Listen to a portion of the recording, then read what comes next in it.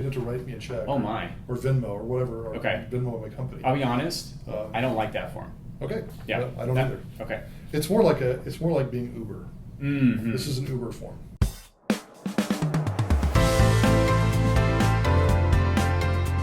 So my name is James Shell. I'm a mortgage loan officer in Austin, Texas. I'm Jason Crouch. I'm the broker and owner of Austin, Texas Homes, and we're going to talk today about forms, fun stuff.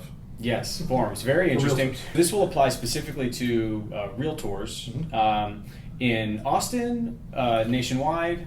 So of each. It's going to be some Austin, some Texas, and some nationwide. So Okay. This one is called the Addendum Confirming Broker Compensation. Okay, and this is a new form. A new form. Okay. And so we talked a little about that in another video about how compensation is going to work and how commission is going to work. They're the same term, by the way. So tomato. People are trying to get away from saying commission, trying to move to compensation. This form just basically spells out who is paying what commission, and everyone has to sign it. So it just says, the seller is paying this to the buyer's broker, to the listing agent, buyer's paying this, and it spells it all very, very clearly who's paying what, and everyone has to sign off on it. Now, the importance of this form is that the title companies that I work with, they told me that this is the form they're going to be looking for to disperse commissions. So if you don't have this, you're probably going to have to get it, or some version of it, or they may have some proprietary form to use. This is a form I know I can use. And so there may be some form the title company will provide, and they'll say, please get this filled out. So they just want to make sure that they're not getting in trouble. Yeah. They want to make sure that, this person, if you're the buyer, you've agreed to pay some portion of the commission, that needs to be spelled out really clearly. They're not going to go with just your buyer brokerage agreement, I don't think. So anyway, that's what that's for. So it spells out all the compensation. The next one I want to talk about is a Texas form. It's my suggestion to Texas realtors, or at least to local realtors, and probably statewide. It's the residential listing agreement. Okay. And so we have a local one that I don't like, truthfully, but I do like the Texas one. And the reason I like the Texas one is it has commission very clearly spelled out, which was part of the essence of this lawsuit in the first place. It was not spelled out. Yeah. Because if you're selling your house and it's $500,000 and I'm charging you 6%, whatever, like I told you before, some states, Wisconsin was one of them, just had a number and it just said 6%. It didn't say 6%, and then this much is going to a buyer's agent or whatever. It had none of that spelled out. Yeah. It just had a number. Later, people were surprised by it, and then voila, lawsuit for all of us. So this one clearly spells it out.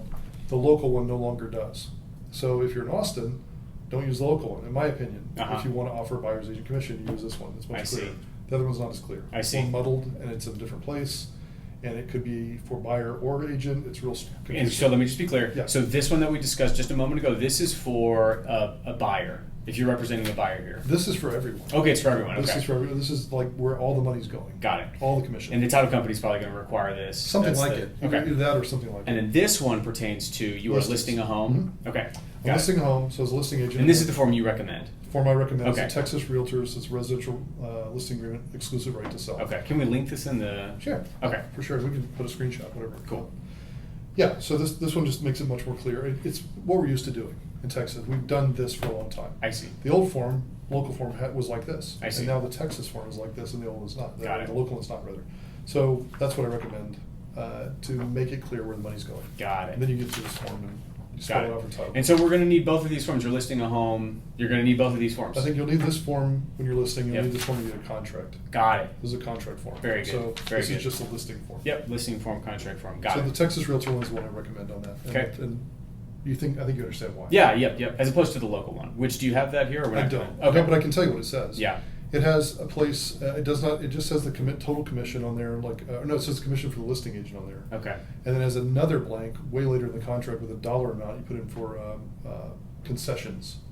But it could be used for buyer's agent to pay their agent if they want to. I mean, yeah, buyer to pay their agent if they want to. But this could be concession to the buyer, Correct. concession to the. So Correct. it's super ambiguous. It is to me. Okay. And it's not. I don't think it's required to. If you put in there, if you did put in there $15,000, I don't think you're required to advertise that. Mhm. But it doesn't really specific. To me, it's more problematic Mhm. if you're intending to use that for a buyer's agent than Yep. just using this form. Yep. If you want to just give money to the buyer, then just kind of negotiate. Right. I don't think you have to put it in the listing agreement. Right. Totally. So yeah. I don't like it. Okay. And So local form not so good because of those Right. issues. This but form this much is better. better. The other thing I want to point out about this one, I've been in my glasses for a second, but I'll point one paragraph out. It's a good prop. I don't. These are clear. I can just poke them right through. There's a part on paragraph 11, which on page 7 of this. It says seller does or does not authorize the broker to share with other brokers and buyers that the seller will consider contributing amount toward buyer's expenses, such as buyer's broker's fees or other expenses. So in other words, they're not obligated to pay any amount, but if they fill this out and you're putting in a commission amount, I don't know why you would say don't tell them. Mm-hmm. To me, it's either you do it or you don't. Yeah. But you have to check that and say that you're authorized, unless they really don't want you to. And then why would you do that? Then you'd be subject to them bringing an offer and sort of trying to negotiate commission. Mm-hmm. And you're not divulging it. Yeah. But you know what they're, you see what I'm saying? Yeah. I'm like, odd, wait, at what point can I? Because we got to know at some point. It's an odd fine point. I'm just saying you have. Interesting. I'm going to check. Nevertheless, this form is still superior from the. It is, Yeah. and the other one has In that your too. opinion. The other one has that too. Okay. So it still has to get permission. Interesting. So that's a new thing. Fair enough. That was not part of it before. Okay. Because that's part of the lawsuit, in my opinion, or changes from the lawsuit. Okay. So then we'll talk about buyer's agency forms, and these are forms that they're. I don't know what the percentage is of the buyer's agents that get these forms signed all the Mhm. time. Some people have done it as a matter of course their whole career. They get someone to sign it up, or maybe they take them out showing houses for a day, and then we come back and we sign these forms, something like that. Or maybe they sit down at a conference table. Like I think when I bought my house a long time ago, I think they did that. I think they had me come in and sign something. It was a limited kind of thing, like a certain amount of time. But now, if you want to show a house, you have to have something signed to show a house. Yeah. One house. Yep.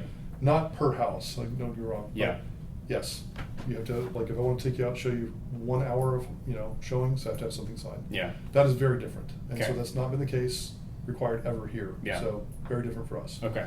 So these are the forms that address These that. are the options that you Correct. can. Okay. So these are new local forms. Yeah.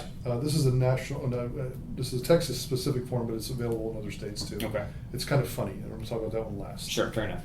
This form is, like I said, local. It's buyer-tenant representation agreement for limited services. It's a 1 day only form. Okay. So it literally says this agreement is for the day of blank, and it has one date. So if Okay. I want to show you homes for 2 hours, this is the form we use. Okay. If you want to meet again tomorrow, either have to get another one, or you have to go to advance to a different form. Okay. right? So It's only for, and it actually has an amount you're going to pay me on here Oh, for that day. got it. So you, the buyer, Yeah. will be paying me X number X of amount dollars, for. $300, whatever. Okay. Show me some houses. Okay.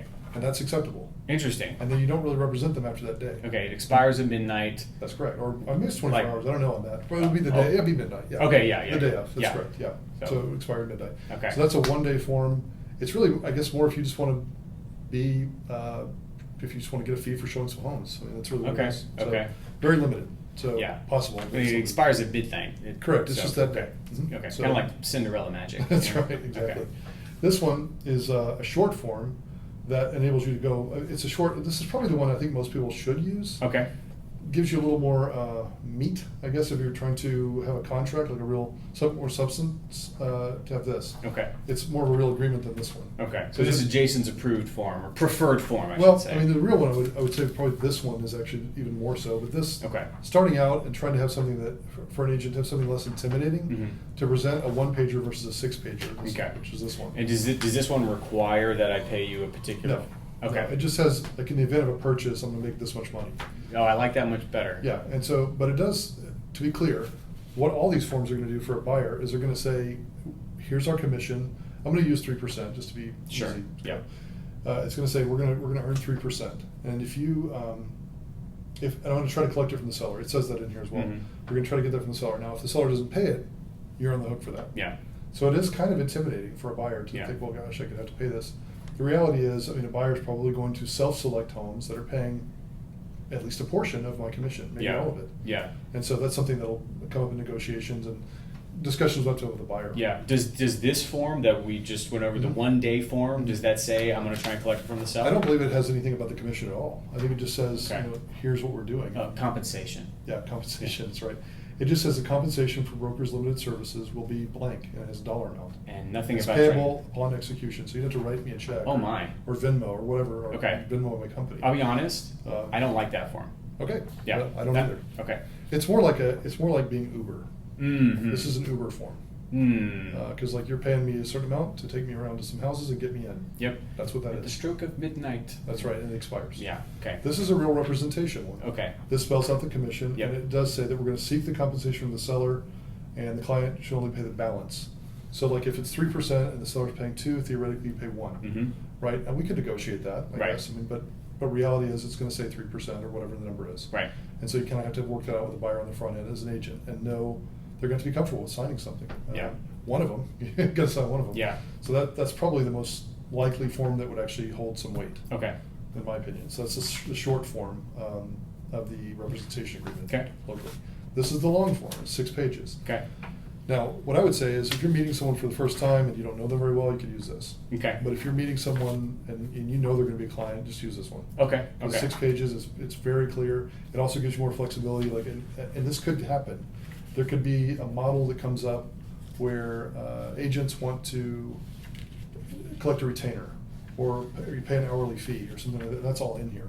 Oh, So okay. that's in the 6-pager. It's on So the lots of 6-page. variety for compensation. Different type models and stuff like yeah, that. But okay. this is a straight up representation agreement. It's only 6 pages. Yeah. I say only, it's 6 pages. Mhm. So it's a little more like signing a listing agreement if you're a seller. Okay. You're committing to this agent. at this Yeah. point. And it's also going to spell out like that one, the 3% or whatever. How it's okay. Mhm. So short form, pretty good. Mhm. This 6-pager, This is just- probably ideal. This one I think this one's going to meet the requirement. Yeah. This one's going to make someone really think twice about like, okay, I've already signed something. Yeah. Right? I mean, both would Mhm. technically, but I think this is a little more substantial. Okay. So I'd probably use this if I didn't know someone. Yeah. And I was meeting them, but I'm trying to talk about what we're going to do. Right. I'd use this one if it was a referral or like a past client or something. I could explain to you. I have this, Okay. That's a real form. Very good. And the last one I'll talk about, which is kind of interesting to me, Zillow has a touring agreement. I think it's 28 states or something like that. Mhm. Not every state has a specific one. Texas does. And a lot of states do have their own state-specific touring agreement that Zillow has provided. Okay. This does not. This is not a representation agreement. Okay. This is literally just to show homes. Okay. And there's no dollar amount in here. It doesn't say anything about a dollar amount that you're paying at all. It's also a non-exclusive relationship, which a lot of people would like. Because you're just saying, I'm going to show you houses for 3, and it goes for a week, I believe. I'll double check on a week. I think it says it expires in 7 days. Yeah, so it's a 7-day agreement that you can sign with Zillow or with an agent. Yeah. Zillow's provided the form with any agent. Zillow's provided it. I do not have to be a Zillow No. agent in order to use it. Okay. No, correct. And I Yeah. think what I understood was that any agent can look at the generic form and use it. Yeah. If you're a Zillow Premier agent, then you can get the state-specific one. Which apparently I'm not paying for it, but apparently I have access to it. So Huh. this is the Texas one. Okay. So, but this does not establish any agency relationship, and it's non-exclusive, and it just allows me to show houses. I Now, see. if I want to do anything beyond showing a house, any other service I provide, I have Yeah. to get one of these. Okay. So, because then you're starting to work with them. you Uh-huh. see. And if you're working with a buyer, that's considered not just showing them a home, but like talking about comps and things like that. I think, and don't quote me on this because I'm not a lawyer. Mhm. I think this meets the standard that Yeah. is set by NAR, Okay. but barely. Yeah. And so it's really a little tenuous. I think it's probably okay, but you'd want to switch to one of these forms pretty quickly. I see. But if you really just want to get something signed, and I think the way Zillow's handling it, like if they're giving out a lead to a Zillow agent, they're going to have this like sent out Auto. electronically, and you click and sign it, and then you can go look. I think that's how they're doing it. Okay. But anyone can use it. Okay.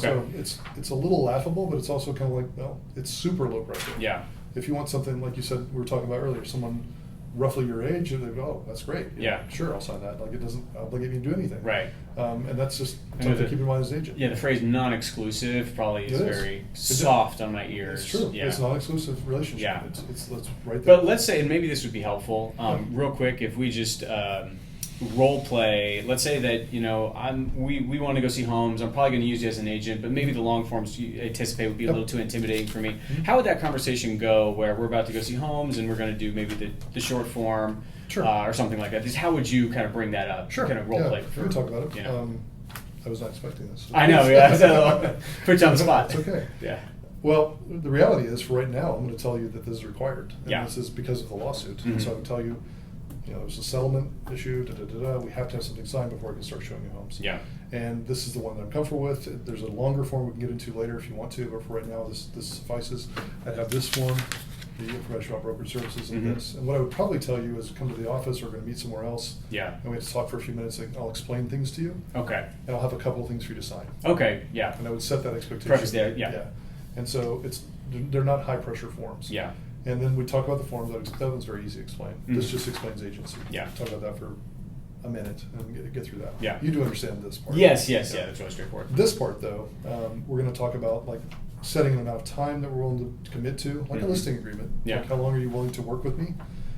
Most people, you're going to have a pretty good idea of their time frame. So Yeah. if someone's looking for a house, and I need to be out of my home. I want to be moved in by end of September. you Okay. know. So what we would do is we do a 2 or 3 month form. Right. We say like that 3 is definitely going to cover it. Right? Two would cover it. So 60-day form. Mhm. And we're going to fill out the exact dates on here, like starting today through mid-October, and then we're going to put in here. We have to put in unambiguous language. It has to be the commission amount. It has to Mhm. either be a dollar amount or a fixed percentage. It cannot say, and this is part of the settlement for anyone listening. It cannot say whatever seller offers. Mhm. It can't say that. It has to have a dollar amount or a percentage. And so the intimidating part about that, at least as a buyer, is you're going to go, well, I don't have that. Yeah. Probably. Would you say that? Yeah. I do not have enough to pay you 3%. Okay. Yeah. Well, my goal is to get that from the seller. Okay. And so we're going to try to negotiate the whole thing from the proceeds of the sale, Mhm. which, through the seller.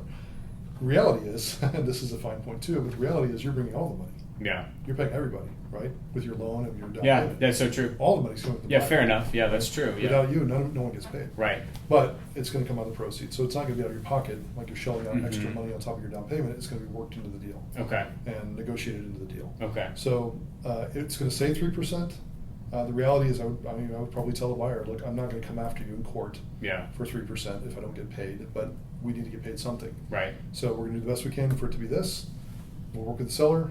You need to tell me as a buyer, do you want to look at houses that aren't offering anything? Yeah. And if you Well, can't afford in my anything- position, I don't think I can. correct, and I think that would be the case for a Realistically. lot of people. Yeah. Which is part of the reason I don't like the lawsuit. Yeah. Because it disadvantages buyers with less money. Mhm. Because they're going to want to go unrepresented, like, oh, I can't do it, I can't pay an agent. Yeah. And I read something the other day, an article that said they did a poll with recent home buyers, and they said that over half of them cried during this transaction. And so you can't tell me that buyers don't need representation. Yeah. They do. Uh-huh. So buyer's agent, like we talked about in the other video, buyer's agency is not going anywhere. Yeah. There's a need for it, and Yeah. it's a valuable, good buyer's agents, Right. are valuable. Mhm. There are run-of-the-mill agents that don't provide as much value. Yeah. Right. I've been doing this a long time. I provide value, and I know that. Right. But not everyone does. Yeah. So, but by and large, even saying that, you're probably better off having a mediocre buyer's agent than no buyer's agent. Yeah. I hate saying that. Yeah, but totally. It's kind of true. Mhm. Because if you try to go it on your own, especially a first-time buyer, you know what's involved as a lender. Right. You know how much rigmarole there is and paperwork, Mhm. negotiating against they've got a representative. Unless you're buying for sale by owner, Right. they've got a representative on Oh, their yeah. side. And it won't be dramatic, and people have said this for years. It's like going to the court. They've got an attorney and you don't. Right. It's not like that harsh. You're not going to go to jail. Right. But you may get kind of screwed. It's hard to say it. Mhm. It may not be optimum Yeah. for you. It probably won't be. Yeah. We've had that on new homes. I say on new homes too, have an agent. And even if you don't like me, get an agent. I tell Yeah. people all the time. It's better for you because stuff comes up. So what I would probably tell people, a buyer, is it's going to say 3% on here. We'll have this conversation about, you just said you probably can't afford to. Right. Then I'm going to have to confirm or at least talk to them. Now, some agents say about the commission or the compensation, right? Mhm. About what they're offering. Now, some agents are saying they don't want to disclose that for their seller. And then to me, that's like a mystery box you don't want to open as a buyer. Mhm. Like, what if I love this house and they're not offering anything? Then as an agent puts me in an awkward position, like, do I want to work for free? Do I know this guy is not in a position to really pay me? Yeah. We have to have this form that's required. It's really awkward. Yeah. And so that's going to come up sometimes, but hopefully not very often. Yeah. So the only way to avoid that as an agent is to talk to the other side, ask them the question, what are you paying? Well, and I have to know. I just know, obviously, before I pay option money, Yeah. I want to know before that point for Mhm. sure. Yeah, So, which makes sense to me.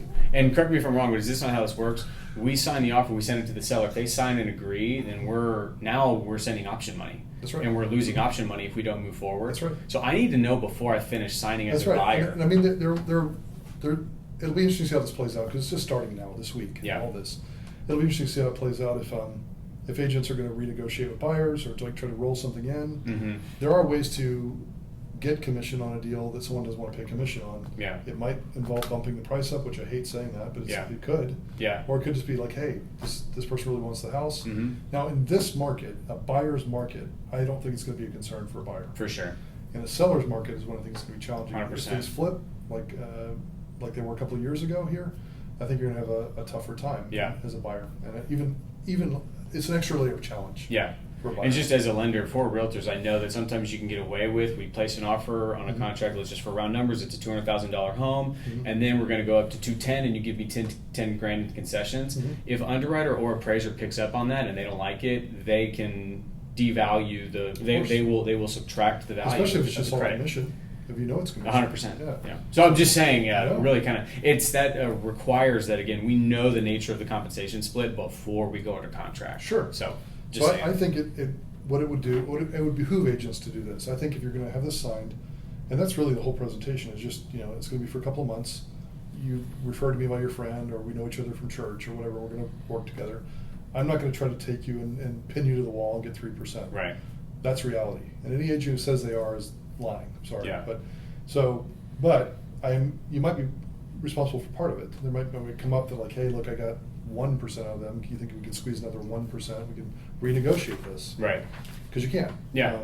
That's good. So and so there's disagreement on whether you can renegotiate it up. I think you can. Like if someone's offering a bonus or a home builder, I heard in Florida, somewhere in Florida, they're offering 8% commission for Lennar or No way. one of the builders. It's offering 8% commission, and so with that in mind, I mean, you'd have to renegotiate this. I didn't see anything in the settlement that says you can't renegotiate this, as long as you know what I'm getting paid as the buyer. Yeah. And so it would have to be re-signed though, because it does say you can't receive more than this amount. Well, I would say that almost certainly, my guess would be that pertaining to that specifically, pending change that will only come by the result of subsequent lawsuits is that there's probably going to be a disclosure time frame that's going to be tacked on if it goes up. Yeah. I'm just guessing. You're probably right. I think a lot of these, and one of the guys in our meeting the other day said, in 6 months' time, we'll be talking about all the new changes and all the new forms that come as a result of this. Because it's a lot of changes. Yeah. And there are people that have been doing this 30, 40 years.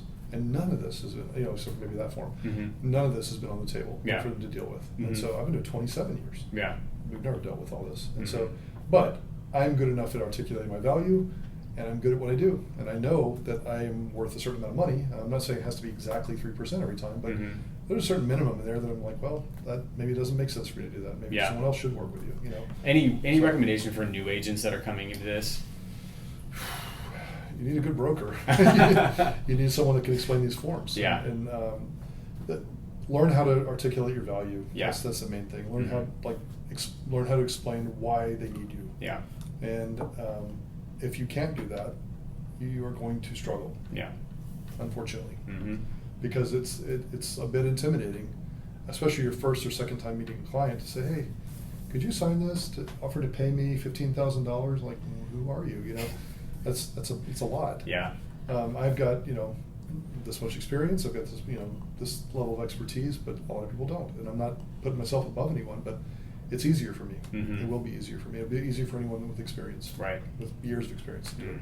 So, yeah, the only advice would be make sure you understand which forms to use and when to use them, and be able to explain why you're important to the deal. Cool. Well, we'll link the video or the sure. forms that we talked about in the video and tag your preferred ones and why, and so we'll include that all below. We'll links and everything. Yeah, that's fine. Yeah, okay. Awesome. Is it helpful? Yeah, well, man, you learn more than you need to I know way more than I need to know. You're just now. the interview. Yeah, but yeah. yeah. Like it's I didn't know that first form existed. You know what I mean? So well, and it's supposed to be used all the time, but like I said, it doesn't come up unless someone gets in trouble. Yeah, that's my opinion. Fair enough. Cool. All right. Thanks, sir. Awesome.